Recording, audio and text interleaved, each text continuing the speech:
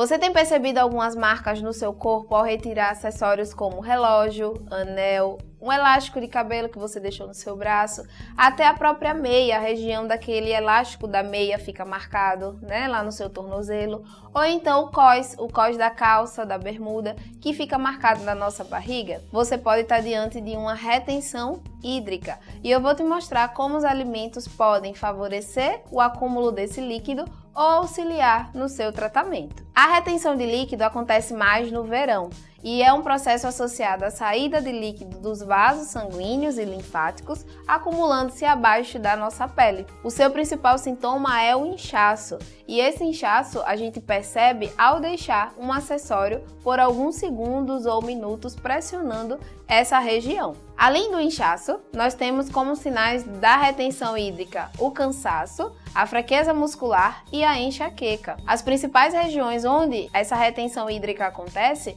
é no pé, no tornozelo, na perna, nas mãos e na região abdominal, trazendo aquela sensação de empachamento, né, que muitas vezes a gente fica. Então, alguns alimentos eles podem auxiliar nessa retenção, como também eles podem auxiliar na retirada, na saída, né, desse acúmulo de água do nosso organismo. Então, vamos conhecer quais são esses alimentos. O primeiro deles são os alimentos fontes em sódio. Esse mineral que em excesso dentro do nosso corpo traz prejuízos e uma forma de o organismo se prevenir é segurando água. Entre os alimentos fontes desse mineral nós temos o sal de cozinha, que a gente utiliza para preparar as refeições ou já coloca em refeições prontas. Um exemplo prático é só a gente lembrar de quando a gente consome um alimento muito salgado, uma carne muito salgada, a nossa reação imediata é beber água.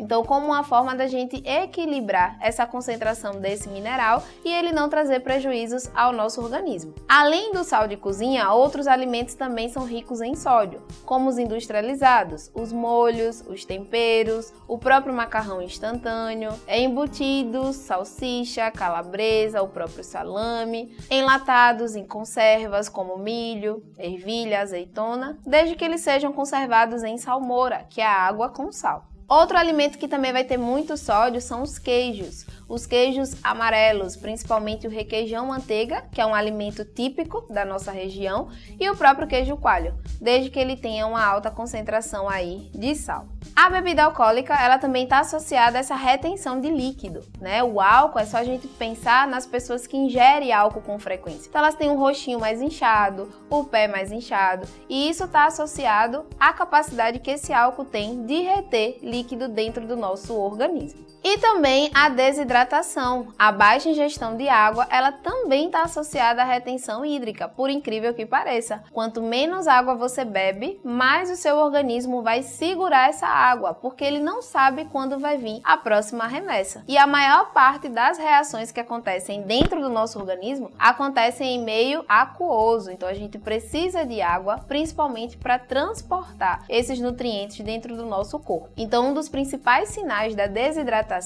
é a retenção hídrica. Agora, nós vamos falar dos alimentos que vai acelerar a saída de água, né, dentro do nosso corpo, evitando que ela fique retida. O primeiro deles é a água. Quanto mais água a gente bebe, mais xixi a gente faz, então menos água a gente retém dentro do nosso organismo. Para você saber se você está consumindo a água ideal para o seu organismo, é só você fazer uma continha básica. 35 ml vezes o seu peso corporal e aí você sabe o quanto você tem que consumir de água. Outros alimentos que vão aumentar a saída dessa água são as frutas ricas em água e em dois minerais especiais, que é o potássio e o magnésio. Esses minerais eles têm um poder de equilibrar a quantidade de água presente aí dentro do nosso corpo. E onde eu encontro esses nutrientes? Em alimentos como melancia, melão, abacaxi, o limão, a pera, a maçã e o coco. A água de coco ela também vai auxiliar nesse equilíbrio de água que a gente tem dentro do nosso organismo. Pepino e chuchu também são excelentes alimentos ricos em água, vai evitar que a gente precise reter, né, essa água aí dentro do nosso organismo. E por fim, os chás. Os chás que a gente conhece que tem a função diurética. Entre eles a gente destaca o chá verde, o chá de cavalinha, salsão, o próprio hibisco, mas eles não devem ser consumidos por qualquer pessoa. muitas vezes essa retenção hídrica ela pode ser um sinal clínico de algumas doenças, como as doenças cardiovasculares, o hipotireoidismo e a doença renal. Então, se esse inchaço ele persistir por muito tempo, é bom procurar um profissional de saúde para saber se ele não está associado a alguma doença, tá bom? E para finalizar o nosso vídeo, eu vou trazer para vocês uma receita de um suco diurético. Pega papel e caneta para anotar essas dicas. Vou dar um tempinho, hein, para vocês pegarem aí a caneta e poder anotar. Já pegaram? Já estão prontos para anotar? Então vamos lá! O primeiro alimento é a couve-manteiga, tá? A gente vai pegar aí 1/4 do prato de couve-manteiga, uma fatia grossa de melão, 1/4 de uma colher de sopa de suco de limão, 1/4 de uma maçã, uma colher de sopa de hortelã higienizado e picado e 250 ml de água de coco. E aí a gente vai bater com gelo e tomar, tá bom? Então eu espero que essas dicas sirvam aí para vocês amenizarem essa retenção hídrica e não sentirem aí o desconforto que esse acúmulo de líquido dentro do nosso corpo pode causar aí no nosso dia a dia, tá certo? Então até a próxima!